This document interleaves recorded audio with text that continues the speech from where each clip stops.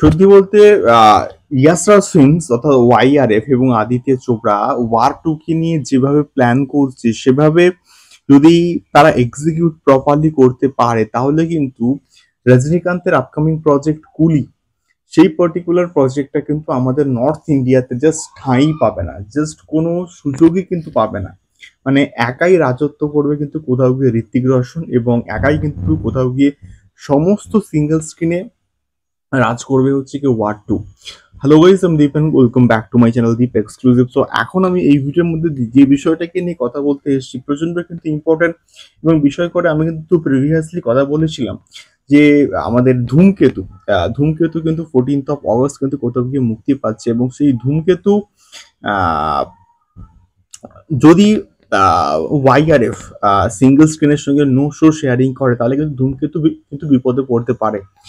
But এখানে কুলি কিন্তু আলটিমেটলি কোনো জায়গায় হচ্ছে পাবে না। তার কারণটা হচ্ছে অলরেডি আদিত্য চোপড়া ইন্ডিয়াতে যতগুলো আইম্যাক্সের স্ক্রিন রয়েছে তার সঙ্গে কিন্তু অ্যাকচুয়ালি ডিল করে ফেলেছে প্রায় 33 খানা, এবং সেই 33 খানা সিনেমা হলের সঙ্গে ডিল করার পরে আহ, আমি শিওর কনজুরিং আসার আগে অবধি কিন্তু তারা অন্য কোনো সিনেমা শো চালাতে পারবে না, ইনক্লুডিং কুলি। কুলি তো ছেড়েই দাও, এবারে জুনিয়র এনটিআর যখন আছে মানে তারা সাউথেও কিন্তু ওয়ার টু কে মুক্তি দেওয়ার একটা বিরাট ভাবে কিন্তু প্ল্যান করবে। তো যদি নর্থ ইন্ডিয়াতে জাস্ট ঠাঁই না পায়, যদি সিঙ্গেল স্ক্রিনের সঙ্গে নো শো শেয়ারিং এ ওয়াইআরএফ যায় তাহলে তো অবভিয়াসলি এই জিনিসটা হবে যে নর্থ ইন্ডিয়াতে জাস্ট কোনো জায়গায় পাবে না, কোনো শোই পাবে না হচ্ছে কোথাও গিয়ে কুলি।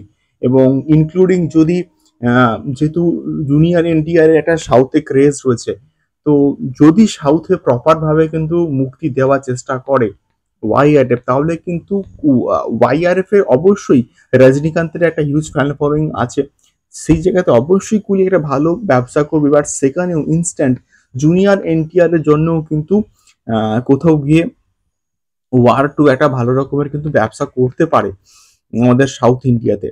তো সেক্ষেত্রে ইনক্লুডিং নর্থ এবং সাউথ যদি এইভাবে রমরমিয়ে চলে তাহলে ওয়ার টু এর বক্স অফিস কালেকশনে একটা ভালো রকমের কিন্তু আমরা বুস্ট আপ দেখতে পাবো। এবং ওয়ার টু এবং কুলি এবং অবশ্যই সাউথের যে প্রজেক্টগুলো আছে সেগুলো নর্থের দিকে যে খুব গ্র্যান্ড ওয়েতে রিলিজ করে তা কিন্তু না। জাস্ট আমি তখন বাহুবলীর ক্ষেত্রে দেখেছিলাম যেটা একটা ভালো রকমের ম্যাসিভ রিলিজ কিন্তু হয়েছিল।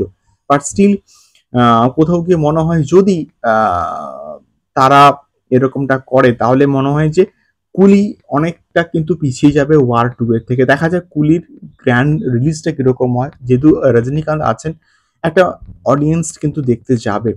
বাট আমি শিওর ওয়ার টু যদি সিঙ্গেল স্ক্রিন করতে নো স্ক্রিন শেয়ারিং এ যায় তাহলে কিন্তু কুলি এই অ্যাটলিস্ট আমাদের নর্থ ইন্ডিয়াতে কিন্তু জাস্ট ঠাঁই পাবে না। তোমাদের কি মতামত অবশ্যই কিন্তু কমেন্ট করতে পারো। দেখা হচ্ছে পরবর্তী ভিডিওতে। টাটা।